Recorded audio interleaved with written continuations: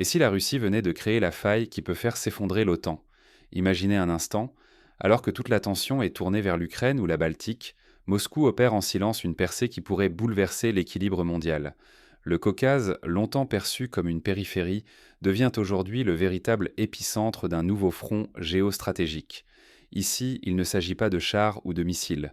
C'est une guerre invisible, menée sur le terrain logistique et économique. La Russie façonne un corridor eurasiatique, reliant Moscou, le Caucase, l'Iran et jusqu'à l'Inde, en contournant les verrous imposés par les Occidentaux. Ce passage redéfinit les routes commerciales et énergétiques, minant l'influence de l'Occident là où il se croyait intouchable. Face à cette manœuvre, l'OTAN, bâtie pour répondre à une menace militaire directe, se retrouve démunie. Les sommets et les protestations ne suffisent donc plus. Ces instruments classiques, forces armées, sanctions économiques, semblent impuissants face à une stratégie qui échappe à la confrontation frontale. L'Alliance peine à réagir à une guerre qui se joue loin des lignes de front traditionnelles. Mais la vraie rupture, c'est que ce corridor n'est pas seulement une victoire pour Moscou. Il expose le talon d'Achille du modèle de domination occidentale. Si l'OTAN ne parvient pas à s'adapter à ce nouveau jeu du XXIe siècle, elle risque la marginalisation stratégique, laissant la Russie et ses alliés écrire les nouvelles règles du pouvoir global. À l'instant même, nous assistons peut-être à la bascule d'un monde. Le temps presse. Comprendre cette dynamique, c'est la seule façon d'anticiper ce qui attend l'Europe et l'Occident, et de ne pas se retrouver relégués sur le banc de l'histoire.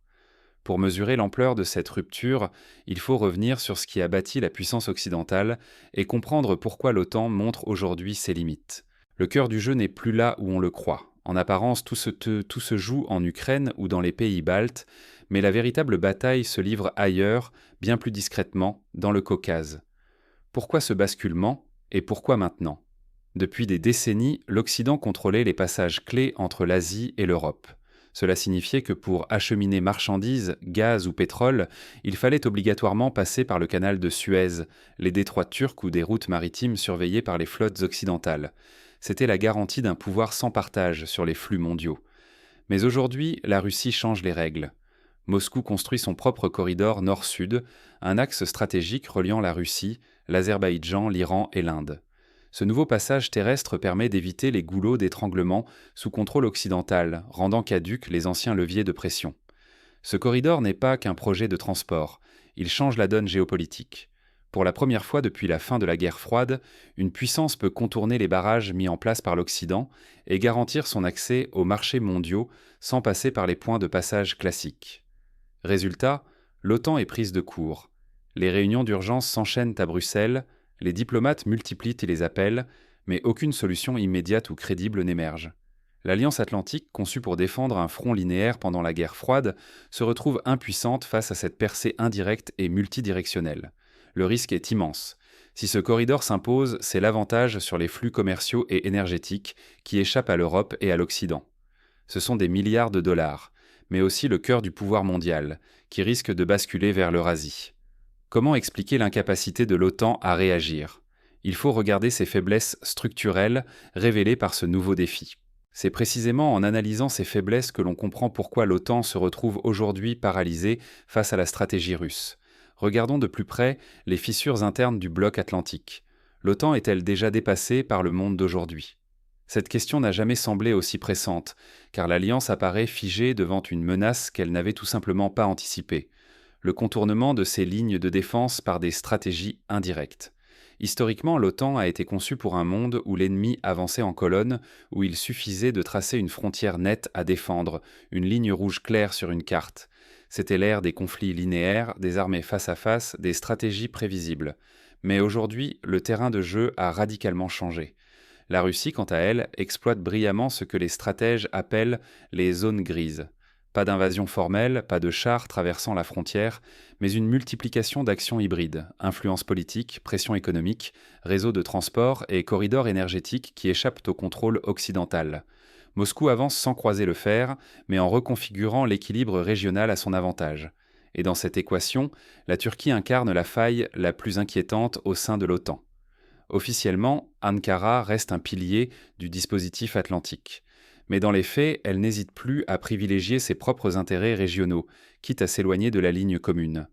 Son partenariat énergétique avec la Russie, sa proximité culturelle et stratégique avec l'Azerbaïdjan illustrent cette tendance croissante à l'émancipation.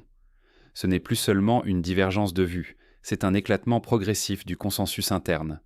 Chaque membre de l'OTAN, désormais, perçoit les menaces à travers le prisme de ses intérêts nationaux, et non plus au nom d'une solidarité automatique. Les sanctions occidentales, autrefois armes de dissuasion majeures, montrent aujourd'hui leurs limites.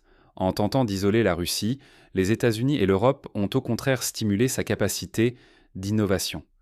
Moscou a développé des circuits de financement parallèles, renforcé ses liens commerciaux avec l'Asie, misé sur l'autosuffisance technologique. Les outils traditionnels de pression économique ont perdu de leur efficacité. Face à cette mutation, l'OTAN court un risque existentiel. Perdre sa crédibilité en tant que rempart collectif, voir se fissurer le socle même du partenariat occidental, devenir vulnérable face à des stratégies indirectes qu'elle ne sait ni anticiper ni contrer. Quand la cohésion s'effrite, l'ennemi n'a plus besoin d'attaquer de front, il lui suffit d'exploiter les divisions. Ce qui se joue aujourd'hui n'est donc pas seulement une question de frontières européennes ou de sécurité militaire. C'est la stabilité économique du continent, la place de l'Occident dans le nouvel ordre mondial et la capacité à anticiper les prochains chocs géopolitiques qui sont en jeu. Mais alors, que prépare réellement la Russie derrière ce corridor eurasiatique ? Regardons de plus près les intérêts cachés et les stratégies à long terme qui se dessinent au sud du Caucase. La révolution silencieuse du Caucase inspire déjà le sud global. Loin d'être une chimère, le corridor nord-sud est en train de devenir une réalité tangible. Des rails sont posés, des ports modernisés, des contrats signés. Des dizaines de milliards de dollars d'investissements provenant de Moscou, de Téhéran, de New Delhi et de Pékin convergent vers cette veine logistique qui redessine la carte eurasiatique. Ce projet, bien plus qu'une simple voie ferrée ou une route commerciale, est le noyau d'un nouveau système financier et logistique. Russie, Iran, Inde, Chine, ensemble, ils bâtissent des réseaux bancaires parallèles, créant leurs propres alternatives à SWIFT, négocient en monnaie locale. Les flux de marchandises, d'énergie et de capitaux s'organisent désormais de façon autonome, hors du contrôle occidental. Pour le Sud global, ce basculement est une leçon. L'Inde, l'Arabie saoudite, le Brésil, l'Afrique du Sud, tous observent attentivement, fascinés par la manière dont les sanctions, censées étrangler la Russie, n'ont fait qu'accélérer la naissance de systèmes alternatifs. Ces pays comprennent que la dépendance au dollar ou au système SWIFT n'est plus une fatalité. Ils voient une opportunité de s'émanciper du joug occidental. En réalité, les sanctions occidentales sont en train de devenir un boomerang. À force de vouloir isoler, elles catalysent l'innovation. Routes secondaires, banques alternatives, monnaie nationale. Chaque nouvelle mesure punitive ne fait qu'accélérer la fragmentation du système mondial et affaiblir la capacité de l'Occident à imposer ses règles du jeu. À Washington, la Maison-Blanche est confrontée à un dilemme stratégique. Les ressources américaines sont étirées entre l'Europe, l'Asie et le Moyen-Orient. Face à la montée en puissance de la Chine, chaque nouveau front, chaque nouvelle crise épuise un peu plus la concentration et l'influence américaine. Résultat, l'initiative s'échappe vers l'Est, et la fenêtre d'action pour les puissances émergentes n'a jamais été aussi large. Ce déplacement du centre de gravité mondial a des conséquences immenses. Pour l'Occident, c'est la perte progressive de ses leviers traditionnels, le dollar comme arme monétaire, SWIFT comme outil d'exclusion, les sanctions comme instrument de discipline. Pour les puissances alternatives, c'est l'occasion de façonner un nouvel ordre, où la multipolarité n'est plus un slogan, mais une réalité quotidienne. L'équilibre des forces se déplace. L'ancien monde centré sur l'Atlantique vacille. Le nouveau tissé entre Moscou, Téhéran, New Delhi et Pékin élargit chaque jour son influence. La contagion de ce modèle pourrait bouleverser l'économie mondiale, les flux énergétiques, les alliances de politique et la sécurité collective. Alors, l'Occident doit-il se résigner à la marginalisation ou existe-t-il encore une voie pour reprendre l'initiative ? Pour répondre à cette question cruciale, il faut analyser les options qui restent entre les mains de l'Occident et envisager les scénarios possibles pour l'avenir du système international. Se réinventer ou s'effondrer, il n'y a plus de voie médiane. L'OTAN fait aujourd'hui face à un dilemme existentiel. Le temps où chaque nouvel élargissement renforçait le bloc est révolu.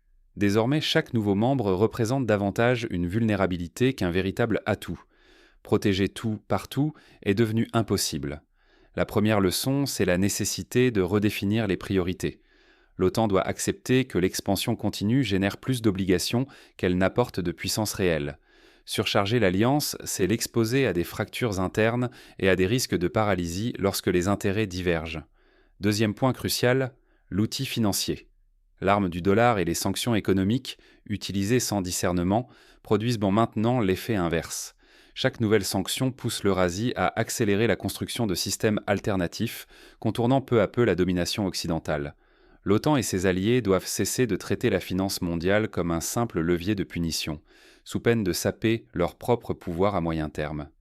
Troisièmement, il faut recentrer la défense sur le cœur du bloc. Prendre acte que certaines périphéries sont désormais difficilement défendables, le Caucase, l'Asie centrale, voire une partie du Moyen-Orient. Vouloir tout contrôler, c'est risquer de ne plus pouvoir défendre l'essentiel. La prudence stratégique impose de choisir ses batailles et de concentrer ses forces là où elles comptent vraiment. Il est aussi indispensable de reconnaître que la carte du monde change. Les alliances, les routes commerciales, les intérêts nationaux évoluent à grande vitesse. La géographie n'est plus figée et les lignes de fracture se déplacent. L'OTAN doit adapter sa stratégie à cette nouvelle donne, plutôt que de se cramponner à des schémas hérités du passé. Cela implique enfin une rupture profonde, abandonner le vieux réflexe du contrôle total, accepter la réalité de la limitation. Plutôt que de s'épuiser à vouloir tout verrouiller, il est temps d'assumer une posture plus réaliste, faite de flexibilité, d'anticipation et de compromis. Cette humilité stratégique pourrait être la clé de la résilience occidentale, car si ces leçons ne sont pas tirées, ce n'est pas seulement la crédibilité de l'OTAN qui s'effritera, mais tout le système de sécurité occidental qui pourrait s'effondrer à un rythme accéléré. La tentation de l'hybris, l'illusion de toute puissance, ne font désormais qu'alimenter les dynamiques de fragmentation. En somme, le corridor eurasiatique révèle bien plus qu'un simple défi régional. Il dévoile les failles d'un modèle à bout de souffle. C'est à l'OTAN aujourd'hui de choisir si elle veut survivre en s'adaptant ou s'éteindre en refusant de changer. Mais au fond, que dit vraiment le corridor du Caucase sur notre époque ? Décryptons ce que cette brèche stratégique révèle de notre avenir collectif. Nous assistons à une bascule historique et ce n'est que le début. Ce que le monde observe en ce moment dans le Caucase n'est pas une simple manœuvre tactique, c'est un déplacement profond des plaques tectoniques de la géopolitique mondiale. Le corridor eurasiatique redéfinit qui détient réellement le pouvoir et expose les fragilités cachées de l'OTAN. Jusqu'à aujourd'hui, l'Alliance atlantique avait construit son autorité en maîtrisant les routes, les passages, les goulots d'étranglement. Mais la percée russe, en fédérant de nouveaux partenaires et en contournant ses points de contrôle, démontre que ces leviers ne suffisent plus. Le modèle hérité du XXe siècle s'essouffle devant nos yeux. Ce corridor n'est pas qu'un axe de transport. Il incarne la bascule vers un monde multipolaire où l'initiative, la logistique et la résilience priment sur la possession brute du territoire. Tandis que l'Occident multiplie sanctions et déclarations, la Russie construit, négocie et avance là où on ne l'attend pas. C'est l'échec d'une stratégie d'endiguement figée face à l'agilité d'un adversaire qui privilégie la profondeur au choc frontal. Ne pas comprendre ce tournant, c'est accepter de subir l'histoire au lieu de la façonner. La sécurité de l'Europe, la stabilité des marchés, la liberté de circuler des biens et de l'énergie, tout cela se joue désormais loin des projecteurs traditionnels. Refuser de voir l'apparition de ce corridor, c'est risquer d'être relégué au rang de spectateur dans le grand basculement du XXIe siècle. Le véritable enjeu aujourd'hui, c'est notre capacité collective à saisir le sens de cette recomposition. S'informer, débattre, anticiper, voilà les clés pour ne pas être les oubliés de la prochaine décennie. Car ce qui se dessine dans le Caucase n'est que le premier acte d'une nouvelle ère géopolitique. Et si cette ouverture n'était que l'amorce d'une remise en cause encore plus vaste des équilibres mondiaux, il est temps d'ouvrir les yeux sur ce qui vient.